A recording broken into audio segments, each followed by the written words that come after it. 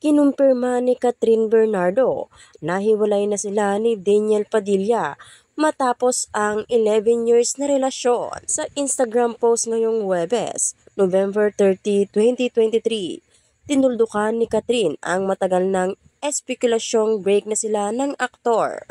Chapter closed. Saad ni Catherine sa caption ng kanyang post, "I hope this finally helps all of us move forward. I won't be entertaining questions regarding this anymore. Thank you for understanding." Kalakip nito ay ang madamdaming paliwanag ni Catherine na aminado siya sa mga kumakalat na usap-usapan tungkol sa kung ano ang nangyayari sa relasyon nila ni Daniel. Walang ibinigay na dahilan si Catherine, pero inamin niya na ilang buwan na silang may problema ng nobyo.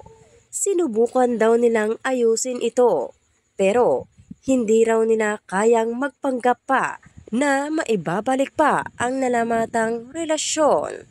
Sa kabila ng lahat, idiniin ni Catherine na nananatili ang respeto nila ni Daniel sa isa't isa. Narito ang buong pahayag ni Catherine. "Almost 21 years na ako sa showbiz, 12 years as the half of Katniel, and 11 years as someone who loved DJ even behind the camera. Hindi ako lumaki sa industriyang ito na patuloy na kinukontrol at dinidiktahan. Maswerte ako na nagkaroon ako ng pinakamahusay na guidance at support system noong sinimulan ko ang aking karera at patuloy akong nagsumikap para makuha ang tiwala ng mga tao. Ngunit mula nang ako ay naging isang may sapat na gulang, kinuha ko sarili ko na pangasiwaan ang sarili kong buhay. Ang mga proyektong ginagawa ko, ang paraan ng pananamit ko, ang mga taong nakapaligid sa akin. Palagi kong sinisikap na maging sarili kong tao. Hinikayat akong mag-isip para sa sarili ko at magdesisyon para sa sarili ko. Kahit pag-ibig ang pag-uusapan, lalo na pagdating sa pag-ibig." Naglabas na rin ng pahayag si Daniel Padilla kaugnay ng hiwalayan nila ni Catherine Bernardo. Ipinost ni Daniel ang kanyang mensahe ilang minuto matapos ang pahayag ni Catherine ngayong Huwebes, November 30, 2023. Hindi nagbigay ng dahilan si Daniel kung bakit sila nag-break ni Catherine. Ang tanging sinabi niya ay hindi mawawala ang pagmamahal niya sa dalaga sa kabila ng kanilang hiwalayan.